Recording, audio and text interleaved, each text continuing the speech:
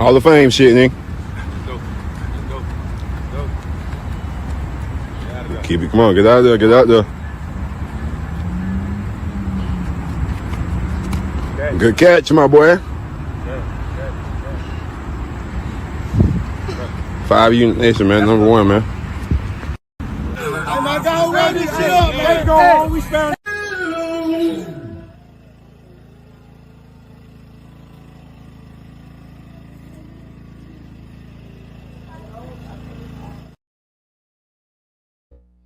What up, y'all? Welcome back to another episode of Sgds, Same Goes, Different Struggle podcast, episode 102, y'all.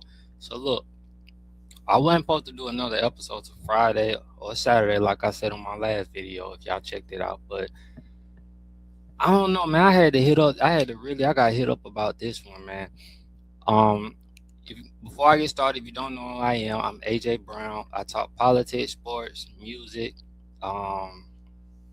mental health, relationship, a little bit of everything. Please like and subscribe to the channel to help me grow my channel, y'all. I'm not gonna waste your time today, y'all. Bill Belichick got snubbed of a first round ballot to the NFL Hall of Fame, y'all. And in my opinion, I really don't give a fuck, honestly, because it ain't shit to do with me, but or my coach that I wanted. I wasn't a big fan of Bill Belichick coming to the Falcons. I had a lot of homies that did. Me and I've had talks and discussion with the homies about this shit on live. And I'll say it again. I'll say this shit right here. I understand Bill Belichick. What the fuck? Hold on. There's always something going on with this shit. I understand Bill Belichick, right? Won 2 Super Bowls as a defense coordinator with the New York Giants with Bill Parcells, right? I also know he won 6 championships with Tom Brady, right? That's with Tom Brady with there, right? He has been to how many Super Bowls have he been? They've been to a few and they lost, right? And I want to ask y'all this, right? If you get caught cheating twice, don't that take some kind of credibility away from you in some type of fucking way? Like, that's just my opinion. Like, I don't. Doesn't that take some of you, right? And this might be all talk it, and y'all know how I like to go all talk it. What the fuck, bro? But look, then they banned Pete Rose for cheating and gambling. Now, y'all might not say that's the same thing. Cheating is cheating. I'm just comparing cheating right now. I'm not saying it's the same type of cheating. Shit. I don't know why people like to cheating is cheating. All right. Just like if you goddamn in a relationship or man, depending on how your relationship is, you're gonna feel the same type of way, dog. We just trying to compare shit right now. But let's get back to football. For real. So the clues behind Bill Belichick baffling first ballot Hall of Fame is. Now, I will say this. He must have pissed some people off in that goddamn voting room. The legendary Bill Belichick will not be a first ballot Hall of Fame after he fell short of the 40 out of 50 votes needed for induction into the Pro Football Hall of Fame. This was Bill Belichick's first year eligibility. I don't know who the fuck is on this team of voting. He pissed off a lot of people on that goddamn team. And like I said, we got to still see what Bill Belichick could do without, like I said, bro, he has not done nothing without Tom Brady. Mind you, I remember the year he had Matt Castle. They went 11-5, but they did not win a Super Bowl that year without Tom because Tom got hurt. I do remember that year. I remember when Jimmy Garoppolo came in. They had a pretty solid year then. And I believe he had a solid year. They went to the playoffs the year after Tom left, but they got bounced in the first round. But he has not won a Super Bowl without Tom. Now, I want to ask y'all this. Do y'all feel like this will affect Tom Brady when he comes up for first ballot Hall of Fame? My honest opinion on that motherfucker is no. Only because even though he was part of the deflection of the fucking balls and shit, I remember that shit. He won one in Tampa without Bill. So that's just my honest opinion when it comes to this shit, right?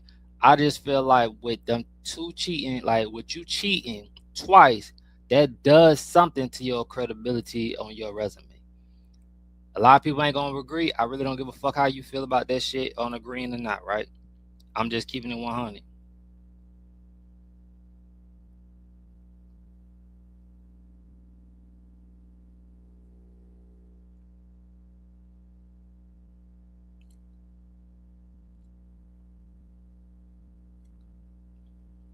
My bad, y'all. This is important.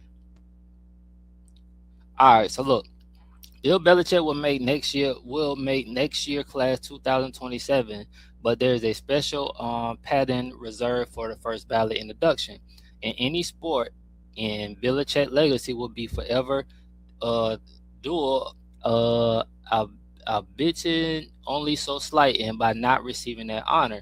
It's shocking outcome that has some calling for voters reform with the NFL world up in arms. Now, mind you, he's a great. Like, I'm not gonna say nothing. Like, he could coach his ass off. He can coach, but like I fucking said, this shit has to go against you, bro. Okay, let me ask y'all this, right? If we found out Nick Saban had cheated all them years in Alabama that he won, y'all wouldn't feel no type of way about that shit. Like, and I have a high respect for the NFL Hall of Fame because to me, they do it like they really do it to me right. I don't like the NBA just be putting everybody in, boxing just let everybody in. Uh, and I respect baseball. Baseball's probably even more stricter. Cause them motherfuckers be letting you only one or two in a year. So between baseball and football, I have respect on how they do their shit. But this, y'all let me know in the chat how y'all feel about this, bro. I know everybody's up in arms. You got motherfucker, I got my homies, Nate, about to goddamn bust a goddamn a vein about to bust his goddamn head wide open because he don't understand why. And to me, he should be happy after how Bill Belichick and knowing how they set up the Falcons to goddamn they blow that 28-3 lead. And I still blame that on Matt Ryan to this day. And don't give a fuck how nobody else feel about it. And I really don't care if you like it or not. You can say however you feel. I blame Matt Ryan, and that's why I'm saying, bro, I'm gonna get on that press conference in about 5 minutes too, bro. Not in 5, 10 minutes. We're gonna get on that Kevin Stefanski press conference in about 5, 10 minutes. It's a shocking outcome that has some calling for voters. Oh, I read that. Bill Belichick is one of the greatest coaches in NFL history, no doubt, if not the very best.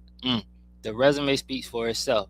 Mind you, right? Let's say this, right? What if Drew Brees didn't get hurt that year, right? And Tom Brady didn't become who Tom Brady was. And Drew Brees stuck his ass up in there, or they put him back in when Tom was doing so good. Y'all think Belichick would have won them championships? Do you think he would have won it without cheating too? Those are questions y'all got to start asking yourself. 8 Super Bowl titles, like I thought. NFL record season. NFL record 6 as a head coach of the New England Patriots and 2 as a defensive coordinator. Like I said, 333 career wins, including playoffs. Second most by a head coach behind Don Shilling. 31 playoff win, most by a head coach in history. Now, when you look at this, first ballot automatically, bro. I'm not gonna take that away. But he cheated. It's something that does like it's something about cheating, bro. Like, and he didn't do it once. He done it twice.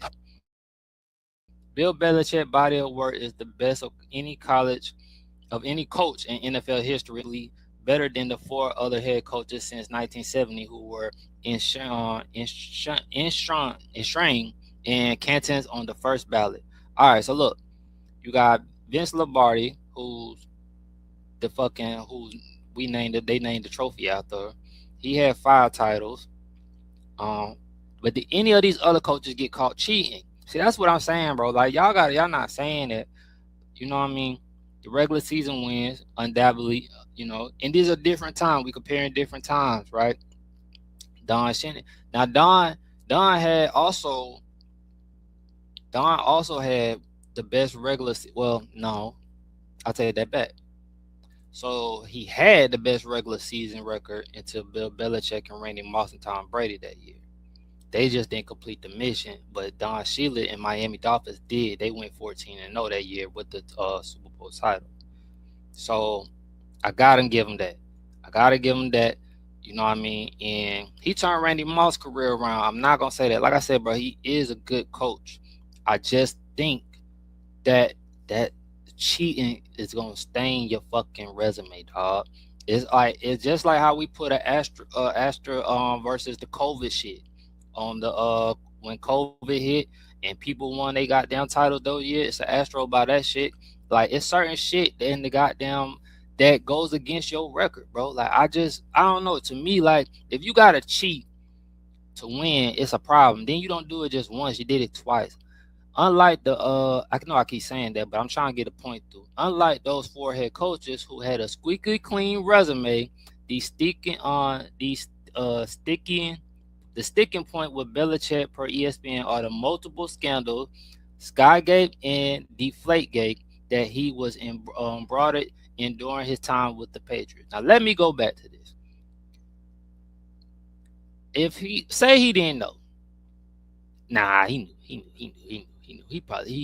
Okay, in 2027, Belichick was fined $500,000, the largest fine ever levied against an NFL coach to that point, for the involvement in the Spygate scandal. The Patriots also lost their first-round pick in the 2000 NFL 8 draft. In 2015, the Patriots were fined $1 million after the investigation found they deflated footballs during the 2014 AFC Championship game. Now, it's always been some shit with the Patriots and certain shit. Y'all remember that Raiders game with Charles Woodson and all that shit, bro? It's always just been shit. Then people thought they had, the script with the 28-3 shit versus the Falcons. Anytime the Patriots involved in some shit, anytime, bro, it's just the Patriots have been involved in a lot of shit, like a lot. So, in my opinion, bro, y'all let me know how y'all feel, bro, about this shit. I don't know, bro. It's a toss-up to me because I feel like at the end of the day, his resume do speak for itself. Like, when I'm reading down this shit, I'm like, damn, bro, it does deserve to be in the Hall of Fame on the first ballot. Like, and that's why I say, how the fuck is this going to look against Tom? They also forfeit a 2016 first-round pick and a 2017 fourth-round pick, and quarterback Tom Brady was suspended for 4 games. Bam. So that goes back to what I keep saying, bro. How the fuck when Tom comes up? Now, if they do this to Bill Belichick, they gotta do it to Tom Brady. You guys to, bro, because he was part of that guy. He was the quarterback. He was the leader of that motherfucking team, and nobody else was deflating them fucking balls but his ass and the ball boys. But they don't even fucking count. Bill Bolin, a former Bills and Colts general manager and rival of the rival of Belichick Patriots, reportedly told voters Belichick should wait a year because of the 2007 Skygate scandal, according to an anonymous voter. Pollen, at the first appearance to deny that claim Tuesday night, telling Sports Illustrated the reports was categorical, untrue, and that he had voted for Belichick. But in another interview Tuesday with ESPN, Don Venning, native Jr., who had first broken the news of Belichick's snub, Pollen said he could not remember with 100% certain if he voted for Belichick, saying he was 95% sure he did. Pollen is 83 years old. He might have old timers. We don't wish that on nobody, but goddamn, he is 83 years old. So he might not know. This is why some shit needs to be redid in the NFL, bro. Y'all letting these old ass people keep voting. Y'all need to get some new voters up in there because sometimes they don't remember shit. They just be voting for shit. Be voting for the wrong dumb ass shit sometimes. What is this in the interview? But said he said he heard his fellow voters floated that idea, but he did not agree or disagree with the proposal. Pollen said he voted for Kraft and even spoke up on his behalf during the liberation, saying Kraft had no knowledge of the Spygate scheme. Now hold on, goddamn it, you the owner. You telling me Bill just around this motherfucker doing everything he want to do, and you don't have no inputs on goddamn? You ain't know nothing. I mean nothing. Somebody lying some goddamn well. Paulin added that he could not remember with 100% certain if he voted for Belichick, saying if he was 95%, I read that. I was shocked to learn Belichick did not get in. Paulin said he deserved to be in the Hall of Fame. Boy, when I tell you white people this is not black people problems. But we're gonna make it our problem today. Right? This shit to me, bro, is I don't know, bro. Like somebody don't like Bill up in that motherfucker. For real, for real. Somebody is pissed off at Bill. They mad at what's the other goddamn dude name? They mad at the owner Kraft, cause them owners don't always get along. Remember it was during a period of time they weren't fucking with Jerry Jones' ass, cause Jerry Jones was on them. They were trying to sue Jerry Jones, and if you watch the documentary, since we do not know yet, the final vote count, the blame of course cannot be pinned solely on Paulin, though it would be unfortunate if Belichick was stuck at 39 votes. Damn. And it comes out that Paulin did not, in fact, vote for him. Now that's just dirty. Now I know y'all in the same fucking division. I might be that petty too. Paulin did say he voted for Patriots owner Robert Kraft. See, that's what I'm saying. It's something about Bill that people do not like. And I want to know why the reason the Falcons didn't hire Bill now.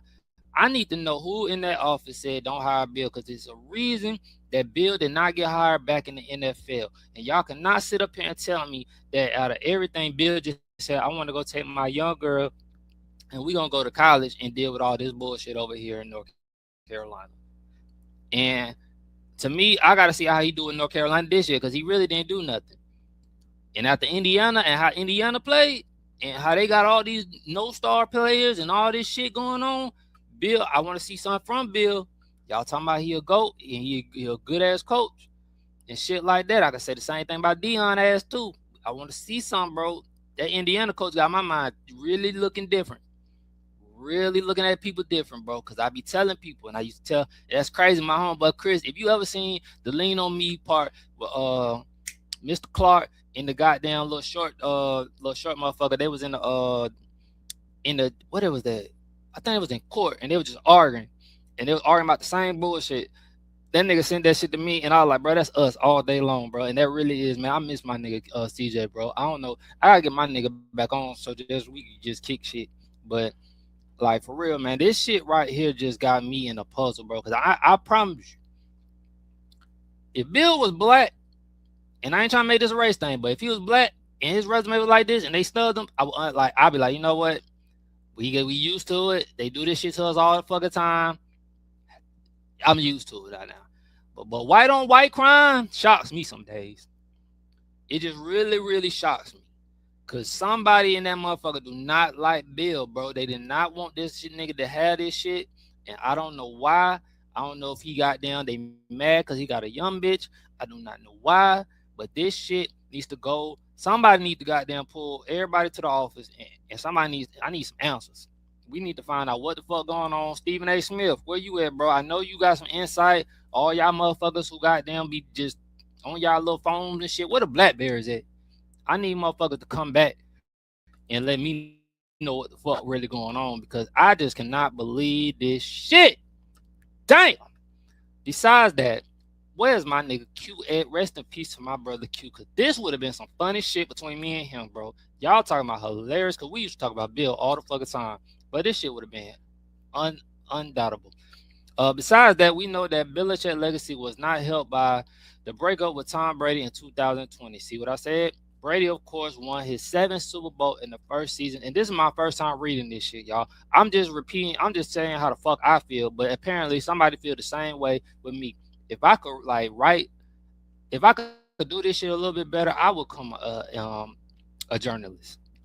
And I'm just swinging things. But what I was at, Brady, of course, won his 7th Super Bowl in his first season with the Buccaneers, while Belichick did not win a playoff game in his final 4 season with the Patriots after Brady left. But he did make the playoffs. I'm not going to do that with him. They did make it that year after Brady left, but they didn't do shit. One of Belichick's NFL record 31 playoff wins came with one of Belichick's NFL record 31 playoff wins came without Brady. He had an 84-03 without Brady in his career. All right, now let's talk facts, right? So if he's 84-03, let me text Nate this. Let me send Nate this real quick. Zoom into that. All right, y'all. I'm gonna send this real quick.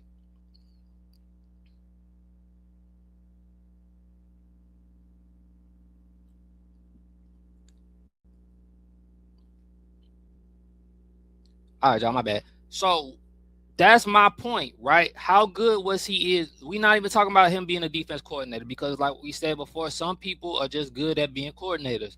I feel like I'm not even gonna say Arthur Smith. You got Josh McDaniels, great offensive coordinator. You have Eric Belichick. I don't know how he would be as a goddamn head coach, but he's a great offensive coordinator. You have certain defensive coordinators. Rex Ryan, good defense coordinator. Head coach sucks. You have these people, right? So we're going to give him that. But as a fucking head coach, without Tom won without his ass. Belichick ain't won shit without him. And he ain't doing good in North Carolina. Does that not add up to y'all? And for all my Falcon fans who upset about this shit, y'all just got to be real football fans right now. Because I promise you, if I was a fan still during that period of time, I'd be like, man, fuck Will. I've been like, fuck him. He cheated, and he probably cheated during this motherfucking time, during the goddamn 28-3 loss. Probably made a call in. Who was president during that? Was it Trump? I think Trump was president during that time. He probably called in goddamn favor. They inscript our ass. Told Matt Ryan, you can't win this motherfucker. We gonna give it to Tom. But y'all ain't about that shit, bro. Y'all always trying to be goddamn. That's why we don't win shit. Cause y'all, maybe we need to start cheating. Shit. Sick of y'all. Falcons fans, get on my fucking nerve. I can't stand y'all. I'm finna separate myself, goddamn. I'm gonna be like one of them other black. I'm gonna be the black. You know how you got the what's the motherfuckers called? The black whatever them thing called, the black something. The black sheep, yeah, whatever. I'm gonna be that of the Falcons, cause y'all motherfuckers get on my damn nerve. The information might settle this debate between who was more important to the Patriots dynasty, right? But if it should in no matter way factor in Belichick not getting his gold jacket on the first try, fuck that. His finger pointing were all over the 8 Super Bowl teams he was part of. All right, let's go down the list. 1986, the Giants allowed 3 points in their first two playoff games before beating the Broncos 39-20 in the Super Bowl. Give them that. Belichick defense game plan to stop the Bills' K-Gun offense in Super Bowl. I don't know what Super Bowl that is. In the Hall of Fame, his coaching was also instrumental in stopping the 49ers 3-peat in the 1990 NFC title game, which the Giants won 15-13 with backup quarterback Jeff Hostetler, whatever his name is. All right, so we give him that as a defensive coordinator. We give him all that. All right, the Patriots pull off the second largest upset in Super Bowl history, 14-point underdog, and held the greatest show on turf to 17 points. All right, give him that. The Patriots beat Cole MVP Steve McNair and Peyton Manning on the way to the Super Bowl. They held each of their teams tight end coach. I'll give you that too. The defense, I'm not gonna say he could take some underrated defensive players. You had like a Mike Verbal? He was on that team. You had a Ty Law. Ty Law was just a stud. You had a Richard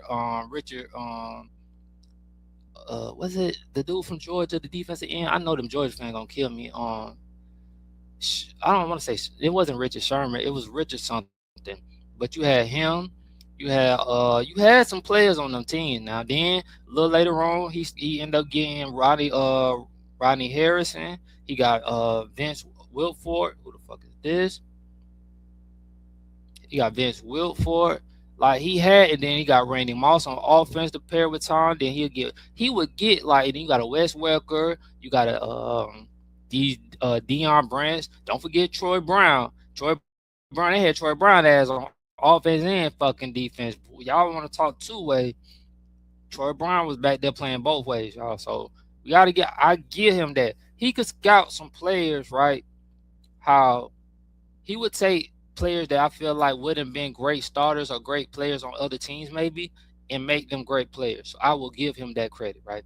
Um, the Patriots pulled off the. I'll say that. Belichick once again stuff for Peyton Manning and the Colts with a physical game plan and a 20-3 win versus the Indianapolis Colts before rallying off two more wins for another title, including the Super Bowl victory versus Andy Reid and the Eagles.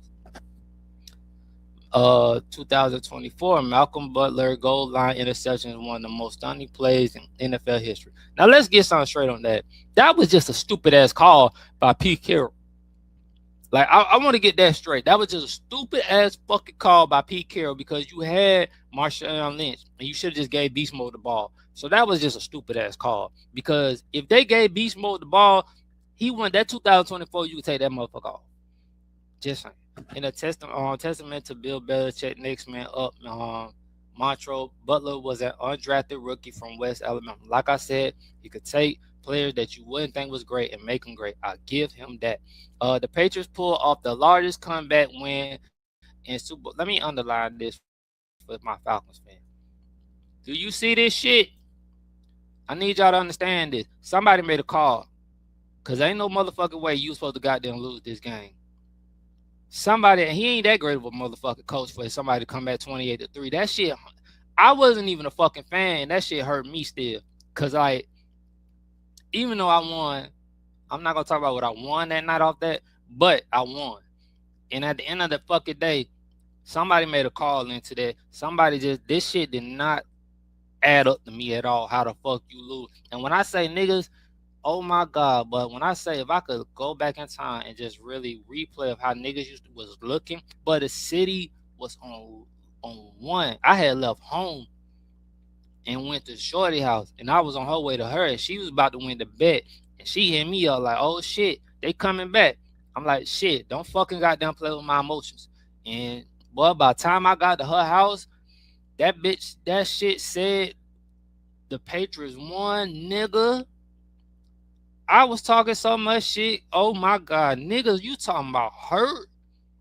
That's like if you ever had that puppy love hurt or that like bro, it was like you could have to see niggas faces, bro. That shit was hilarious to me back then. And I didn't want Matt Ryan to win no Super Bowl, bro. I'm sorry. I'm a big fan. I can't wait. And I hope Kevin Stanfanski don't come over here fucking shit up with Bijan Robinson, because I promise you, Bijan Robinson, if everything keep going right, we're going to take Matt Ryan off that Rushmore and put Bijan right up there with Vic, Dion, Julio, and that's going to be our Rushmore for a while. I don't give a fuck how y'all feel about Matt Ryan, and I'm sick of y'all motherfuckers. Damn. Can't stand his ass. My shit together. And then back to what I was saying. Belichick won his 8th and final Super Bowl by holding the Rams and Sean McVay high power offense to 3 points. The Patriots also beat Patrick Mahomes and the Chiefs in the AFC title game. I'm rocking my brain for other possible explanations, because how else are we supposed to recognize this? At watering holes across America, they could point to Belichick's personal life in a 4-8 season at North. Just damn, ain't that what the fuck I just been saying this whole fucking time, dog? Like, I swear to God. As further point to diminish his standing, but both would be ridiculous arguments again. Nah, you can't say that's ridiculous. You cannot say that's ridiculous. That man cheated. God damn it.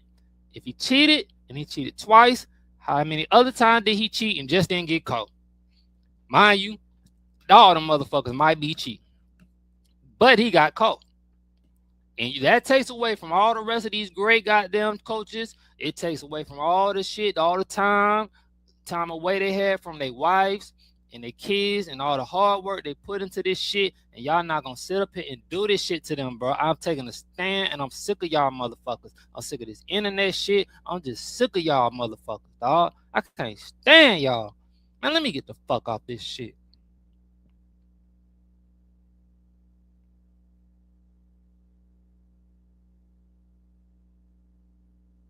All right, y'all. let me get to this bullshit ass press conference that Kevin Stanfanski had yesterday, bro. As y'all know, the Falcons introduced it. They whatever you want to call Kevin, as they goddamn coach yesterday. Oh, this shit. Bijan may reach new height. Wait, man, I ain't got time for this shit. Let me go here.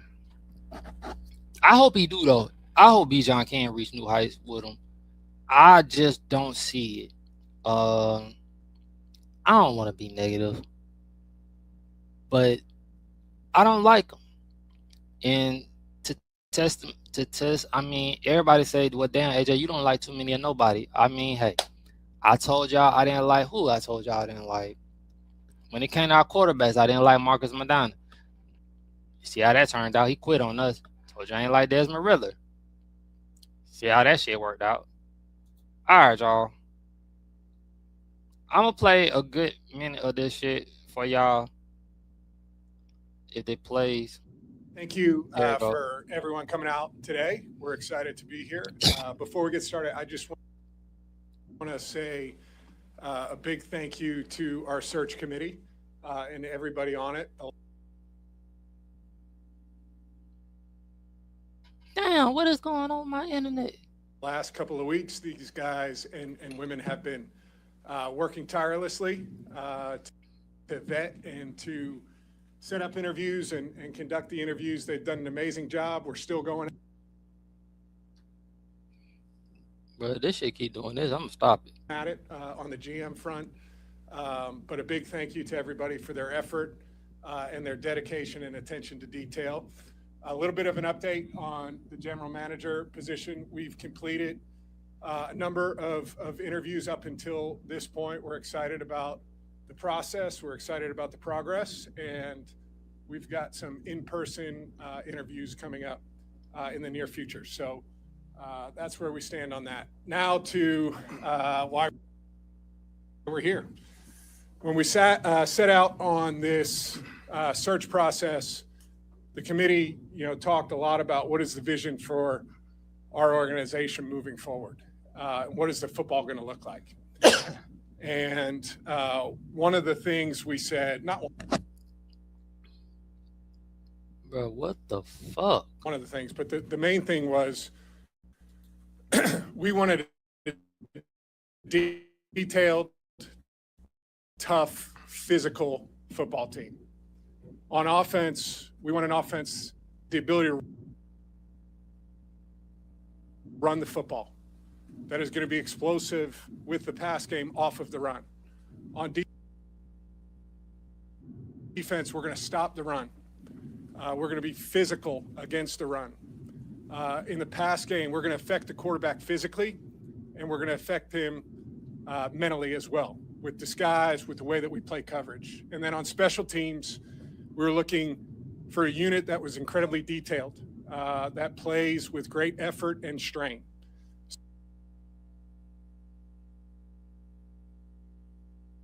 So it really set up the format for what we were looking for from the head coaching candidates that we spoke to. During that process, we interviewed some incredible people, some coaches that I have a tremendous amount of respect for. But throughout that process, Kevin separated himself. And he separated himself, number one, in the alignment of vision for the football team. He wants smart, tough, highly competitive players and coaches that are open to being held accountable and holding each other accountable. He's an excellent communicator. Wait a minute. I apologize. Can we hold him accountable too? But you know what? Let me just finish this. He's clear, he's concise, and he's direct. And I think that style of communication lends to connection, which is so huge amongst players and coaches, but also coaches and coaches. And I think we're seeing that in the staff that Kevin's putting together. We're really excited about Tommy Rees, young offensive coordinator, and what he can bring to our team. We're really excited about Craig Ackerman, who's coming in and has a a history of playing really solid special teams in his different stops. And then we're excited about retaining Jeff Ulbrich as the defensive coordinator. He is a great coach who I've been around as a player and watched and commented and seen from a different lens as a defensive coordinator. I think he did a great job with our unit last year, a young group that is ascending and finished the season really strong. So we're excited about the staff that Kevin has started to put together. I think that's one of the most important things for a new coach coming in, is to be able to get a really strong staff around him. We don't do this by ourselves. We do this with the collective. So we're excited about that. And then the last thing is we were really excited about Kevin's entire lived coaching experience, from his start in Minnesota and all of the different things that he did there to his time in Cleveland. The ups, the downs, the highs, and the lows. I know that as a player, I learned from both. I learned from the success and I learned from the struggles. And I was a better player as I got older as a result of both of those. So with Kevin, we land a head coach who's accomplished a lot, a two-time NFL Coach of the Year. We also get someone who's hungry, highly motivated, resilient, with a lot to prove. We're so excited to welcome Kevin Stanfanski as the Atlanta Falcons head coach. Thanks, man. Appreciate that. Thank you. Thank you. You know, I'm beyond thrilled to be the head coach of the Atlanta Falcons. Thank you, Arthur. Thank you, Matt. Thank you, Josh. Thank you, Greg, for entrusting your football team to me. I'm so excited to be here. My family and my family is here. My family has felt the warmth from this city and this community. And on that note, I'll sit up here and I will take the blame when it's appropriate. I'm not taking the blame for the weather out there right now, okay? I had nothing to do with that. I did not bring that with me. So I want to clear that up on the front end of this. But seriously, the fans in this town, so passionate. It's real. I've felt it. I've met them out there. I cannot wait to be in this building and feeling this place shaking. I can't wait for that. And I know what this place is about. And Matt and I have talked about what this place is about when this building's rocking. This is a special place. Atlanta's where I wanted to be. I wanted to be here. There was a pull to this job and a pull to this city, and it really started right at the top. It's Arthur Blank and Matt Ryan. Arthur and I share the very similar values of how to treat people. He will create an environment and an opportunity to win. And then Matt Ryan. I've known Matt a long time. I've known of Matt a very long time. I know what he's made of. I know what he's about. I know where he's from, literally. But I also know what is important to him. And what's important to Matt is winning. And I know sitting with Matt and sitting with the general manager, we'll be aligned in that vision of putting together a football team where winning is at the forefront of everything we do. As Matt mentioned, we're putting a staff together that I'm very, very excited about. Putting a staff together is like a puzzle. All those pieces matter. There's some really big pieces, but all the pieces matter. I'm excited about some of the pieces that we've put together already. I'm happy to talk to you about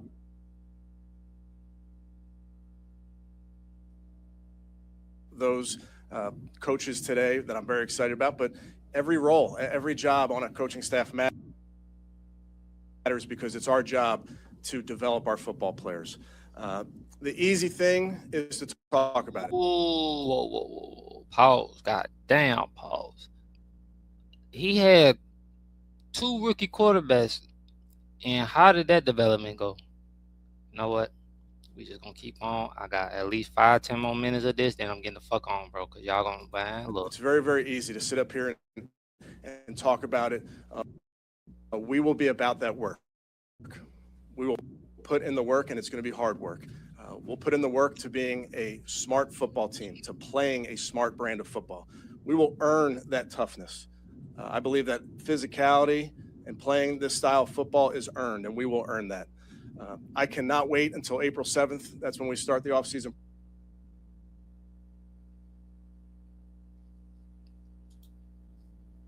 Man, this goddamn shit don't come on.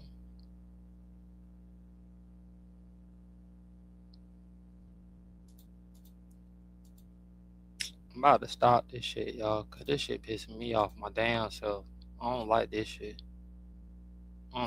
Program. I can't wait to get our players in the building. I've spoken to a lot of our players.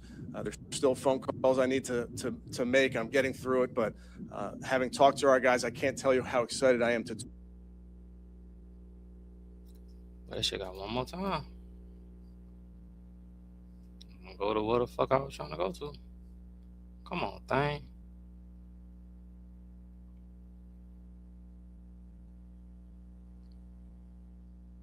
Talk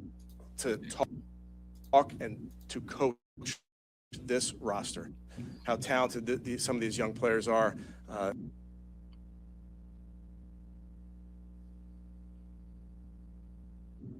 I know this as coaches, we can't wait to develop these players, and we can't wait to help these players become the best versions of themselves. So cannot tell you how excited I am to be here. Thank you for welcoming me and welcoming.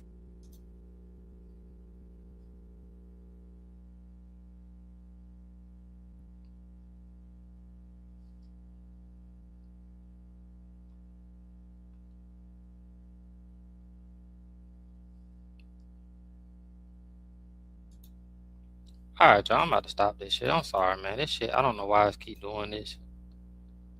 Cause it ain't. I was trying to let it at least go at least to 10 minutes, but this shit is pissing me the fuck off. Might be a sign, Kevin. All right, y'all. Is it gonna play?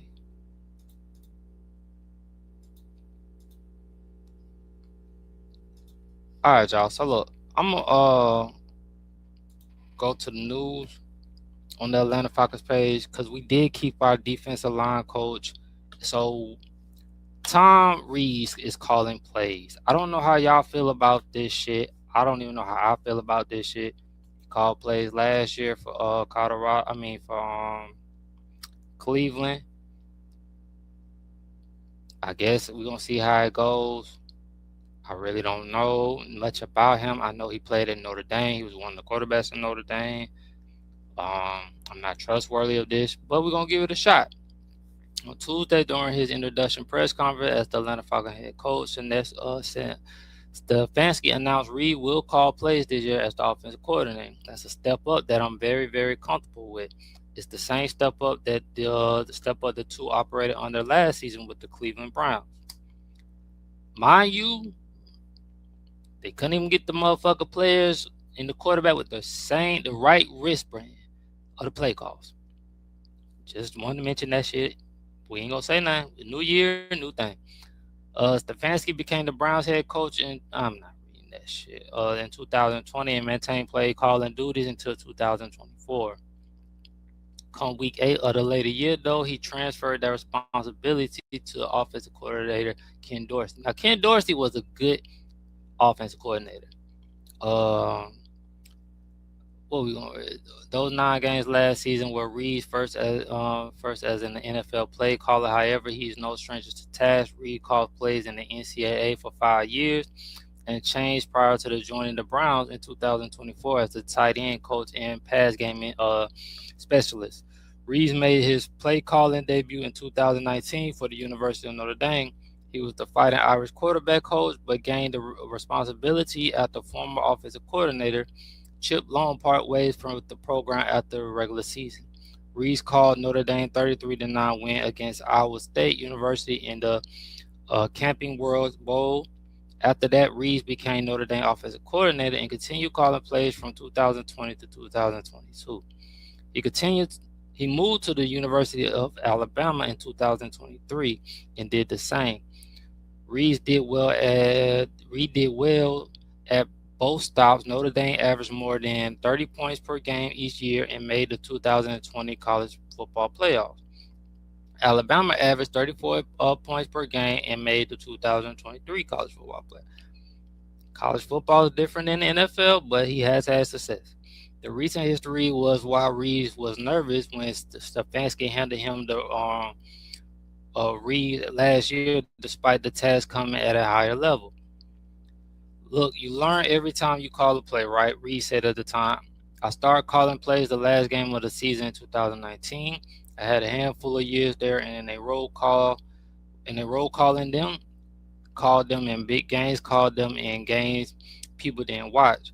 Everywhere in between, worked for two head coaches that are pretty intense on the game day. So obvious you look how to block out some noise, some friendly fire there, but I think you get into a groove. You get into a comfortable comfort zone. So much of it is about the learning of your own team. Roster decisions are whole until a general manager is brought into Atlanta. Most, maybe all of the offensive staff is already in place. So far, those new to the Falcons, including offensive line coach Bill Callahan and wide receiver coach Robert Prince. Otherwise, tight end coach Kevin Koger, running back coach Michael Petrie, and offensive assistant offensive line coach Nick Jones were retained. Tom will head up that offensive staff. Stefanski said, "I'm excited about some of the people we've been able to bring in already to this group, and I have the utmost confidence in Tom. That's why Reed was part of the Stefanski package." All right, y'all. I'm finna get off this shit. I just wanted y'all to see a little bit of this shit. Now, I haven't talked about this, and I'm supposed to been talk about this. Oscars awards. I think the Grammys is this week, but I don't watch neither one of this shit. But the Oscars are this black actress. Yes, I'm looking up black actress, y'all. Actors, my bad. I'm tripping. Black actors nomination. All right, y'all. So the 2026 Oscar nominee announced in January 2026 feature a heuristic showing for black talent led by Ryan Coogler Centers, which secured 16 nominations. Key black acting nominees include Michael B. Jordan, the lead actor, Delroy Lindo, supporting actor. But see, these names, I do apologize, whoever this is, but I cannot pronounce this fucking name right here. And Tiana Taylor, supporting actress. I don't think, Tiana Taylor wasn't in Sinners, but yeah. Best actor in the leading role, Michael B. Jordan. Best actress in a supporting role. I believe this is the woman. I forgot what that lady played. That beautiful black lady. We just gonna give it up to the beautiful black lady right now because I cannot pronounce her name. But shout out to her. Best actress in supporting role, Tiana Taylor, in One Battle After Another. I did not watch that movie. I'm sorry. I heard it was pretty straight though. Best actor in supporting role, Delroy Lindo. Now, Delroy Lindo is I ain't even gonna say one of my top favorite actors, the top 10. Bro played in one of my favorite movies, Crooklyn. He played in Malcolm X. Played in a lot of other movies. He just did He ain't played in a lot of movies, man. I gotta give my bro his flowers because it's been a long time coming for this brother, and the Blood movies. Damn, the Five Bloods. That's another goddamn movie. All these movies, bro. This Christmas, played his ass off, and like Blade. Like, I want to give all these credit to these people, man. Like I said, I'm not a big Oscar person. I don't feel like we have to give our black actors their credibility and their flowers by going to the Oscars, but being nominated and being recognized by others, I guess, for a lot of people that put in the hard work for a lot of years, is I pray they win. You get what I'm saying? And these are a lot of the movies that he played in. Didn't get his recognition. Bro like I said, bro, Crooklyn is one of my favorites. Y'all know how I feel about Crooklyn. Y'all don't know. If you don't know, now you fucking know. Crooklyn, I grew up on Crooklyn. That's one of my favorite fucking movies of all time. God damn it. And you just got to give people their support. A lot of times we don't give people their flowers while they're here, man. And I'm always big on that. I'm just giving people their flowers while they're here. So as you know, I just wanted to shout that out to the Oscars. I guess while I'm on this bitch, I do the Grammys too. Grammy Award. I don't even watch this white shit.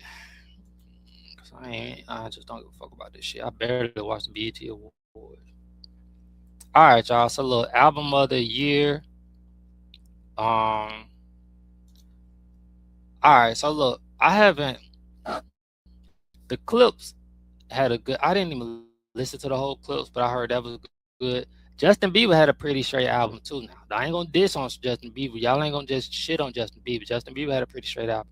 I fuck with Kendrick, but I don't believe it's gonna win album of the year. Not Gen X. Like it's straight, but I don't think it was album of the year. Now Tyler the Creator, that's another one, and Leon Thomas. Leon Thomas might win that one, but it's either I think the clips or Leon Thomas. But you never know when it comes to this fucking Grammy. Record of the year. I'll go either Kendrick or Doechii on that one. If I'm picking, I'll give it to Doechii or Kendrick. Song of the year. You got Lady Gaga, you got Doechii, you got Rose and Bruno Mars, you got Bad Bunny on here. I'm gonna go. I'm a little biased. Damn, it's probably gonna be Doechii. Probably Doechii. That shit was every fucking where, bro. I ain't even gonna lie. Not being biased, but I get that shit to Doechii. The best new artist, I really don't give a fuck about that. Oh, nah, hold up. They got Leon Thomas. Definitely giving that to Leon Thomas. So, y'all might say I'm being biased. You damn fucking right I'm being biased. This is who I wanted to win if we giving out Grammys. All right. Best pop solo performance. Really don't give a damn. Let's just give it to Lady Gaga. Best pop vocalist album. Don't really give a damn. Let's just give it to Justin Bieber. Best rap album. Now let's say this right. This one is a little hard. Oh, they got Jid on here. I fuck with that Glow, bro. Damn. I'm gonna either go Clips or Glorilla, yo, for real. But I think I ain't gonna lie, yo, that Glorilla shit was hard this year. I don't give a fuck what nobody say. That whole shit was just that whole thing. But if you want that real like old school, like I said, the Clips will spit in some real shit. And don't get me wrong, Kendrick and Jid, I fuck with y'all. I'm not really a Tyler the Creator fan, even though I know he can rap. I ain't gonna take nothing away from him, but I'm gonna go Clips or Glorilla on that one. Best R&B album. Damn, let's go Tiana Taylor or Leon Thomas on that one. Best rock album, shit me. Best metal performance. Metal performance. What the fuck? See, that's that shit. I don't even. None of that has nothing to do with me. I'm sorry. I'm not as cultured as everybody would like. Like that, I like to let y'all know this at 102 on episode 102. I'm not cultured as much as people would like me to be. I don't really watch a lot of white movies. I don't really listen to a lot of white songs. That's just not my cup of tea. It just never happened. As I grow older, you never know. You know what I mean? My kids a lot more cultured than me. Like my daughter be watching some shit. She watched Stranger Things, and I'm not finna watch that shit. And I tried to watch it, and it just don't like certain things I can't get into. It just don't. I don't never watch Step Brothers. Like that's just never been funny to me. Some things ain't funny. Now Mrs. Doubtfire on another hand, that's my shit. That's my shit. But certain things just ain't funny to me, y'all. Best musical Mexican album. Yeah. I'm sorry. I don't even understand half of the shit. I can't do that. Best traditional country album. Now, don't get me wrong. See, Willie Nelson on here. I might just get at the Willie Nelson because I know him. See, I'm not as bad as y'all think. I'm a little cultured. I know a little Willie Nelson. Might not know all of it, but I know a little bit. Definitely don't know this. Best African music performance. Um, she be pissing me the fuck off. So I'm gonna go with Burna Boy. DeVito. Yeah, I'm gonna go Burna Boy or DeVito. Cause Tyler, she be pissing me the fuck off so bad. Songwriting of the year. I don't know none of them. Producer of the year. I don't know none of them. Best song written by visual media. Shit, let's just give it a Rod Wave. Yeah, y'all know where I'm going. But they probably gonna get that shit to somebody else though. But I'm going Rod Wave. Best musical film. Let's just go for real. All right, y'all. So we done with that. All right, let's get into some politics before I get the fuck up off this bitch. What is going on in this crooked ass world that we call America?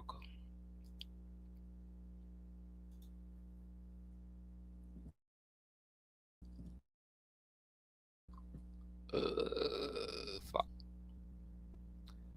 Trump administration. And I've also been hearing some news about another government shutdown, y'all, and that's just not the move. Happening now, Robito testifying in the Senate hearing on Venezuela. What, bro? I'm not finna watch that bullshit. President Trump delivers a keynote addressing at the nope. Let's see what the fuck going on with this one. Trump warns Minnesota mayor he's playing with fire after immigrants enforce conversation. Everybody's playing fucking fire when they dealing with Trump retarded.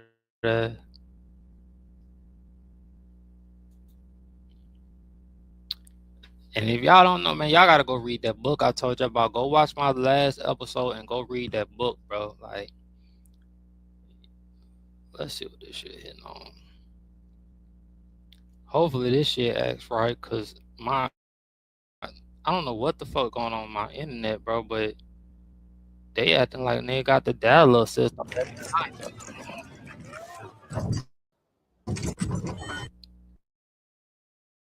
But my kids will never understand, boy, to have a iPhone they got down, connect the iPhone just to goddamn get on the internet type vibe shit. But they'll go crazy.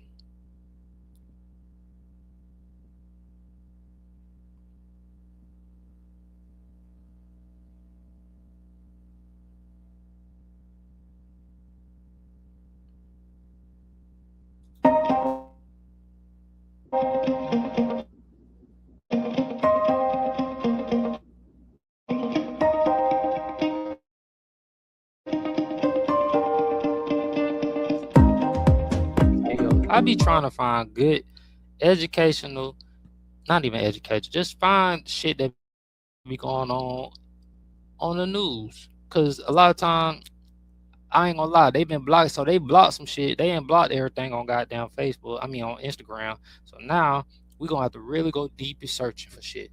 We gonna have to start reading. School choice tax credit is coming, and the governor decide who gets left. What?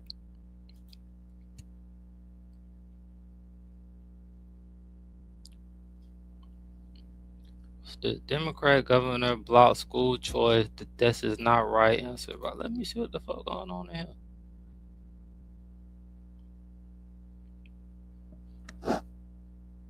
Oh shit, this shit old. Is this shit old? This shit old. I'm sorry, y'all. That's old. I'm not. Georgia arrest after stolen SUV flip. I don't want to talk about that. What's this they talking about?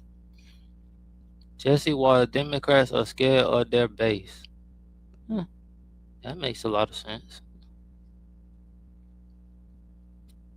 I don't trust none of this shit, bro. I don't trust the left. I don't trust liberal. Isn't the same for everyone. I don't trust none of them niggas. Moderate to severe eczema can have real results, like skin feel more clear at 1 year. Don't use if you're allergic to Ebglyss. Allergic reactions can occur that can be severe. Eye problems can occur. Tell your your doctor if you have new or worsening eye problems. You should not receive a live vaccine when treated with Ebglyss. Before starting Ebglyss, tell your doctor if you have a parasitic infection. Ask your doctor about once monthly Ebglyss. In the last 2 years, Minnesota has released 800 criminal aliens back onto the streets before ICE could pick them up. Now, if Minnesota can hold them for us and give us the lowdown on where they're holed up, ICE doesn't have to be doing dangerous manhunts and sweeping neighborhoods. Seems like a good deal, right? Well, the Minnesota mob wants these bad guys gone, right? They're just trying to protect the nonviolent grandmas and the dishwashers, comprende? No. The Minnesota militia storms the Capitol today.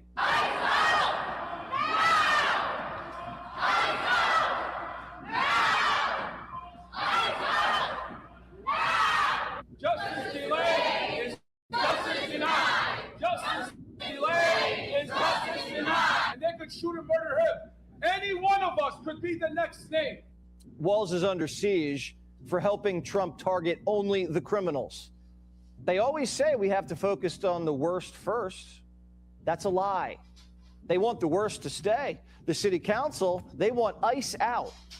We want the 2,000 plus agents that are still here today occupying our communities and putting them at harm's risk for being abducted or even shot and killed. We want them out. We don't want swapsies. So until that demand is fulfilled, there is simply not a satisfying moment in this change. Walls just admitted he's been harboring criminal aliens in his state. He cut a deal to hand them over, and the city council's blowing up the deal? Well, you can't call ICE the Gestapo and then start cooperating with the Gestapo, I guess. He has likened his situation to Anne Frank in the Holocaust. He has said that ICE is your Gestapo army. And then you guys speak on the phone. I'm fascinated by that conversation. It couldn't have been a nicer conversation. And in fact, I said to my people, I said, it's hard to believe that's the same guy I watch on television or I watch in the debate not doing so well, or because we had a very reasonable conversation, very good conversation. If you believe the conversation, he'd like to get this thing over with. Here's what's really going on. Walls is a lame duck. He's not running again.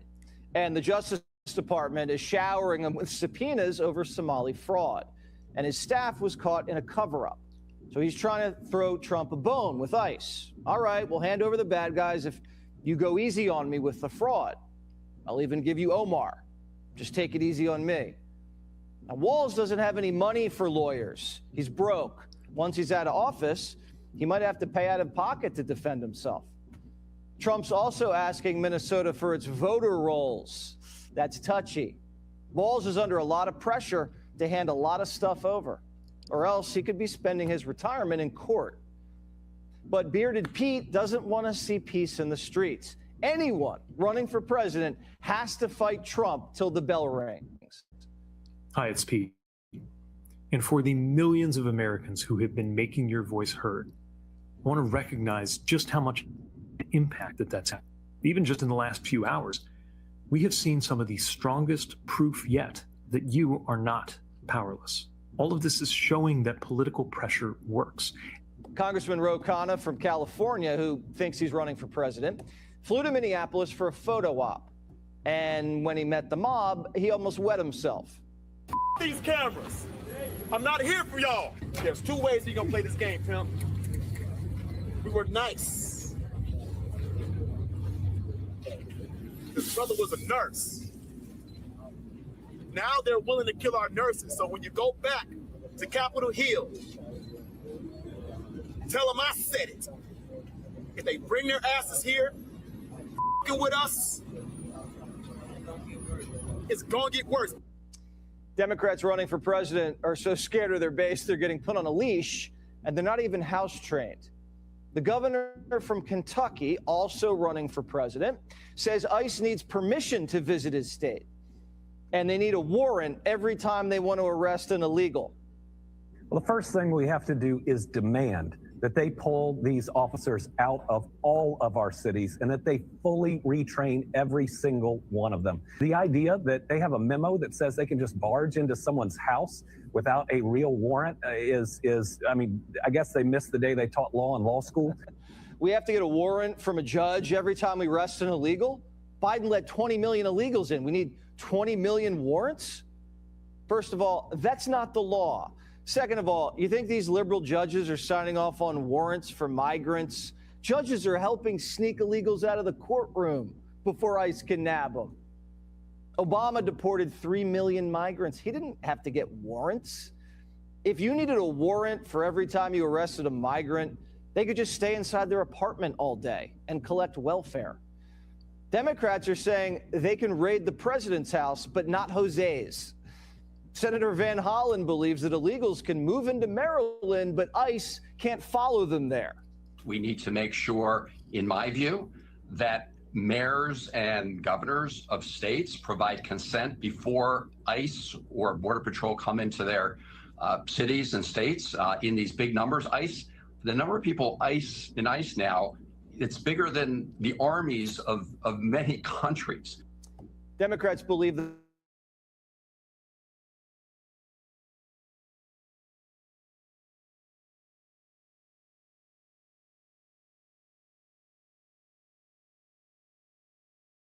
illegals have. That's not how over 10 years back. Hillary said San Francisco had blood on its hands.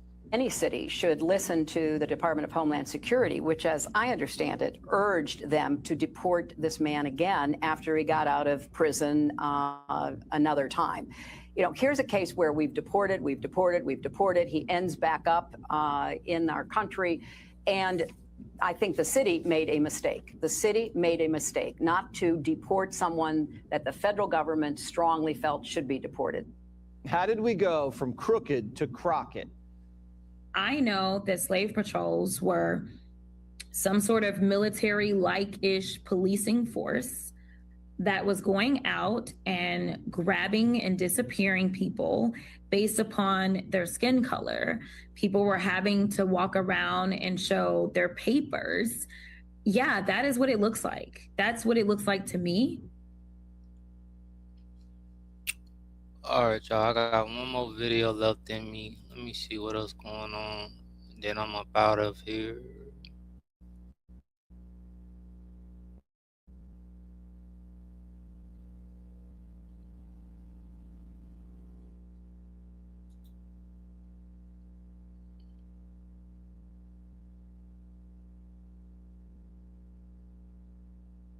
What the hell Trump talking about now?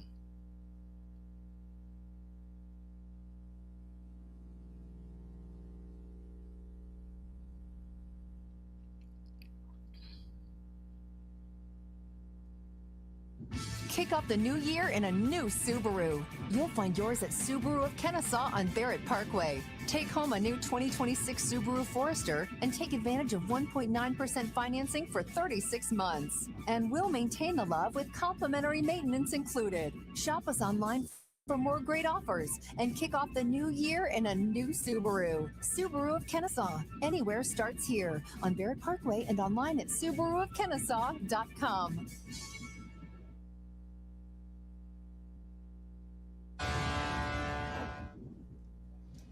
Welcome back to the Will Cain Show, live from Iowa, and now we're here. We're here with President Donald J. Trump. Mr. President, great to see you. Thank you very much. Thank you for doing this. Well, you know, you do have great ratings. Well, thank you. We check the ratings, but even if you had lousy ratings, I would do your show. You are terrific. You've been a terrific guy. I anticipate they should do very well today with this type of guest today here on the Will Cain Show. Welcome back to the campaign trail. Welcome back to Iowa. How does it feel? Well, I love Iowa. We've won it 3 times conclusively. There wasn't like any late night voting or anything. We just won it right at the beginning. The doors closed and they said Trump won. And I love the people. You know, I just get along with the people. I was watching the other room. You look back in your element. You're back with the people. What do you like better? Do you like this, standing on the stage at a rally, or do you like making a deal, maybe for Greenland? I think I like maybe the rallies better. Deals are fun, but we're making a lot of good deals. We've made record-setting deals. We have $18 trillion coming into the country. That's why they're building auto plants, AI. They're building everything. With thousands of businesses are being built all over the country. And And you're going to have a beautiful, very positive explosion sometime during the year when these things start opening up. But there's never been no country has done what we've done. That explosion, that anticipated economic explosion, that's going to be important because you also need to do something that someone has done very rarely. You acknowledged this a couple of days ago with Maria Bartiromo, and that is for the president in power to win the midterms. I think it's been only twice since 1938 that the sitting president, the president in power, has won the midterms. Are you concerned? Well, nobody can explain why. You know, even when we've had an amazing year, there's been a record-setting year in every way, and nobody can explain. Even presidents, whether it's Republican or Democrat, when they win, it doesn't make any difference. They seem to lose the midterm. So that's the only thing I worry about. I said, why? There's some psychological factor out there. What do you think that but is? I think it's like 2 in more than 50 years. Well, I don't know. Maybe they want to put up a guard fence. Maybe you just don't know. It doesn't make sense. Even if a president did well, they seem to lose the midterms. But hopefully we're going to change that around. We're doing great. We have the best polling numbers we've ever had. We have the best numbers in the country, lowest crime numbers in the history of our country. You know, Minnesota's in the news a lot, but what they don't say is that Minnesota has low numbers because of the fact that we took thousands of hardened criminals out of Minnesota. So they had good crime numbers, believe it or not. And that's all working out. You know, we have Tom Homan there now. We put him in there. He's great.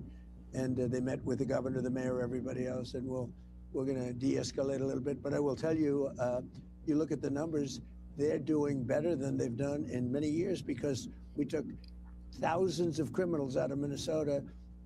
You look at Washington, D.C., it was a very dangerous place a year and a half ago. Now it's as safe as you can get. You can walk your family down the middle of the street, nothing's going to happen. You know, it's we got rid of over 2,000 hardened criminals, many of them led in through the open border policy of Sleepy Joe Biden. That was not a good policy, Will. I want to come back to Minnesota in just one moment, but let's go to those guardrails. I'd imagine you do not feel like you need guardrails in this moment. You talk about the investment. No, I don't need guardrails. I don't want guardrails. Guardrails would hurt us because, you know, we're free enterprise people. The people in this room, the people of Iowa, are free enterprise. That's why we won it so big 3 times in a row. I would have to imagine that guardrails would be an understatement of what would happen should you lose the House or the Senate. There's been talk of impeachment. You've been through this before. Yeah. You've been through it multiple times. I'm a professional. What will happen? What will happen if Democrats take the House? They'll probably try and impeach me. They'll say he went to Iowa and he spoke unfairly to people and he's not supposed to do that. Let's impeach him, okay? And the people in Iowa say, how did he get impeached? He just did an interview with Will, who has very good ratings, okay? But they just did an interview with Will. Now, they'll find something. There'll be something. I made the wrong turn at an exit, and let's impeach him. Now, they did that before. They impeached me on a perfect phone call. Turned out they impeached me twice. And by the way, I won the impeachments very easily and quickly. But they impeach. They're very nasty people. You know, they have bad policy, really bad, but they do 2 things. They stick together, not stupid. Some are, because, you know, that's true with everything, right? But they stick together, but they have really bad policy. Men and women's sports, transgender for everybody. So many things are so bad. They're horrible to the farmers. And by the way, I just gave the farmers $12 billion because they were treated unfairly. We're taking in a fortune with tariffs.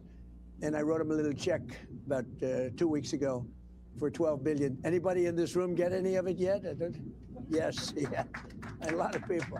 It's a lot of money. And you know what? You deserved it. But we're taking in so much money from the tariffs that we can do that. I want to talk about the point of view from some of these farmers, some of these people in this room a little bit later, but now I want to take you up on your invitation to talk about Minnesota. Listen, the entire country is talking about what happened this past weekend in Minnesota. You've already spoken about it. Everyone watching has seen the video. Everyone has an opinion. I'm curious what you thought when you first saw that video. Well, I think the whole thing is terrible. I don't like the fact that he was carrying a gun that was fully loaded and he had 2 magazines with him, and it's pretty unusual. But nobody knows when they saw the gun, how they saw the gun, everything else. The bottom line, it was terrible. Both of them were terrible. The other was terrible, too. And I'm not sure about his parents, but I know her parents were big Trump fans. Makes me feel bad anyway. But, I mean, I guess you could say even worse. They were tremendous Trump people, Trump fans. And, you know, the daughter was, she was I don't know if you could say radicalized, maybe not. I don't know. But I hate to see it. I hate to see that. You bring up the term radicalized. What do you think is happening? You see these people in these videos, they feel very emboldened to step in and interfere with law enforcement. Yeah. I'm not talking about protest, holding signs. I'm talking about people physically interfering with immigration enforcement. Why? Why do they feel so emboldened? You have to go throughout the whole country. We have done so much work throughout the whole country. We don't have any problem. The only one we have is Minnesota. We're in a lot of different places. New Orleans, we're in the governor of Louisiana called to have a big problem in New Orleans. And we went there. We've cut the crime by 67% in 4 weeks. It'll be down to practically nothing soon. Washington, D.C., we don't have problems. We've cut it down from a lot. It was very bad. It was terrible. People go to Washington to look at the Lincoln Monument, and they end up getting whacked or whatever, killed in some cases. Numerous killings.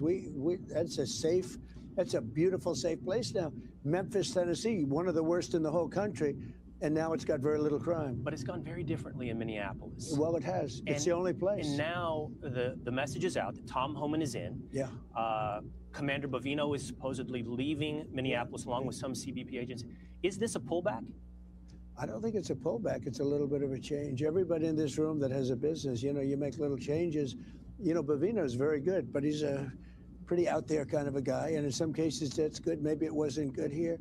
But you have to understand, when I watch some of the people that I've been watching over the last few weeks, these are paid insurrectionists. These are paid agitators. These people aren't normal, like OG, that, they're incensed about anything. How do you get incensed when you go into a state and you're taking criminals out? You're taking monsters out, murderers. We had 11,888 murderers let into our country by other countries, by Biden, with his open border stupid policy. It's the dumbest thing I've ever heard.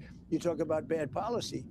Open borders where people were coming, so the whole world, the Congo, Venezuela, all over the world, they're letting people in from their prisons and they're feeding them into the United States. And they're murderers and they're drug dealers and they're everything else you can think of, every bad name you can think of. And they let them in by the millions. We closed the border. We have nobody coming into our country anymore. Literally. It just shows how hard it is to clean up, even after you close it. It shows the price that we paid under Joe Biden. It's the hardest thing when you think of it. Inflation we've solved. It's done. We have it good. Where prices are coming way down. They were just saying in Iowa, the fuel is $1.95. Did you hear that? Somebody said $1.85, but it was $3.50, $4.50 just a year and a half ago. You look at eggs, you look at groceries, it's all down. Everything's come down. Do you notice they don't mention affordability anymore? That's like an old-fashioned word. They brought up affordability, but they were the ones that caused it. I didn't cause it. I came in, prices were way too high. We had the highest inflation in the history of our country. 48 years, they say. I say the history. But we had the highest, let's say in 48 years, the highest inflation. Prices were way high. Now I've got the prices down, and they're going down still further. But think of it. We brought fuel from $4, $3.50, $3.75 down to $1.99, $1.08. I was just told in Iowa, $1.85. Yeah. A gallon. No doubt. But that. All right, y'all. So I'm done for the day. I ain't finna stay on this bitch and listen to goddamn Trump all damn day. All right, y'all. This is my episode 102, y'all. Hey, man. Appreciate everybody who've been rocking with me this long, man. Every day is a stepping stone. I think today is better than yesterday, man. If anybody going through some life-changing situation, bro, I know everybody I talk to is literally going through something. So it's like, it's kind of hard for me, like I said, to get on here and be, ungrateful to what I have right now, even though I'm not satisfied with what I have. Trying to figure out a few things, trying to figure out my own life, trying to figure out my next move. I know it's kind of like, for a lot of people, it's discouraging out here, bro. And a lot of people out here are going through a lot. Some people might not know where their next meal is at. Some people might not be able to afford to pay their rent. And it's cool for me to say a lot of positive shit. I could tell you to pray on it. Everybody have their own beliefs. But somehow, some way, man, we just got to keep fighting. And I know it sounds all good and dandy sometimes it feel like bullshit. So I'm relatable to that. I understand it. And a lot of times I get on, bro, I discourage my damn self, bro. Just all feeling like I should be somewhere better off or somewhere that I should be way further along. I've been doing this shit for a while. I think this might be the first time I've been consistent with it in a while, like ever.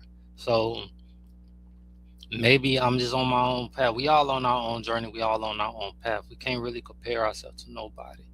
And that's really where the brand come from. Same goals, different struggles, bro. Like a lot of us had the same goals, but we going through a lot of different struggles out here.